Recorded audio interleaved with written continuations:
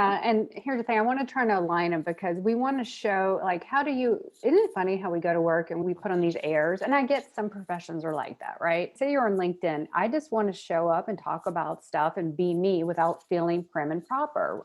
I just want to be me so people respect me or respect me as a professional. But does that mean I need to completely change who I am? No. And at the same, how would you talk to someone if you go to the grocery store? You would be polite, professional, right? That's how you want to be. I don't know why when we go to work or whatever, we have to button up our suits and be this different person. And then we leave and then we're something else. So if you're a jeans and t-shirt kind of person, why not be a jeans and t-shirt kind of person? Now I get it on some contexts because listen, I was in legal insurance and those are very buttoned up profession. There's a way to show your personal side, show your humor. There's just a way you have to find out who you are internally before you can be external. And that's what I work with my clients because they think, oh, I'll just do this professional brand. But no, who you are, what's your comfort level, what's your vision, your values and mission. You have to know all those things. And then that will help you find your vision, your value, and most importantly, your voice. Because how we show up online, we need to have our voice in check. We don't want to show up one day one thing and then the next day another, trying things out.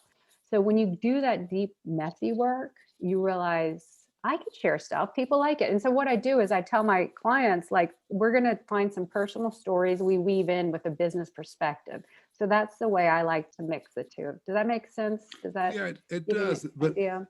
it makes me start to think about you as in your specialty. What's the biggest challenge you have with your clients? You listed quite a few there, but what's the biggest challenge with clients trying to get a hold of this personal brand so they can use it to improve their career? First, they think that they don't need a personal brand. They, for many reasons, they think their stuff speaks for themselves, that people just they assume people know them, right? The biggest thing is first, they don't know how to show up online. They don't know who they really are. I mean, think about it when they go to a networking event and someone else and what they can do, what they do, and they don't, it's complicated or there's too many, it's too long. So they don't really know who they are, how they want to show up, or they do, it's just not working for them like it could. So in a sense, not as they could be. So what I do is come and help when we do an internal deep dive. Then we face the external messaging, right? So that's their branding. And to me, branding is before messaging, not your logos, your fonts, and all the pretty stuff. That can come Right. later, but it's who you are. Just like a company would define their missions and values, then they get to their product. Product is you.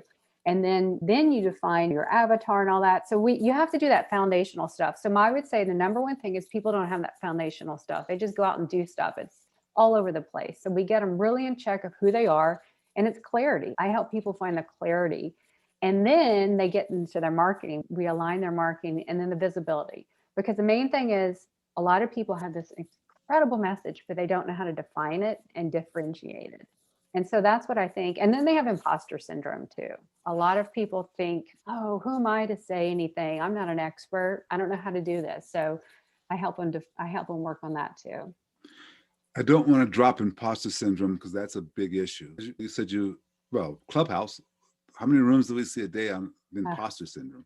yes, a Another one of lot. those catchphrases, which I don't like for people to label themselves that way, the imposter syndrome, but they do. And that's the catchphrase these days. When it comes, though, to the clients that you're working with, or at what level does a client really find this beneficial? If you're a small mom and pop operation that has a web presence, it's beneficial, but at what level do they start approaching you and saying, hey, I have a multi-million-dollar operation here. I need to clean this up. I need to do this. Is there a certain level that you're more likely to start working with? My clients are mostly entrepreneurs and consultants, coaches, experts, people like that.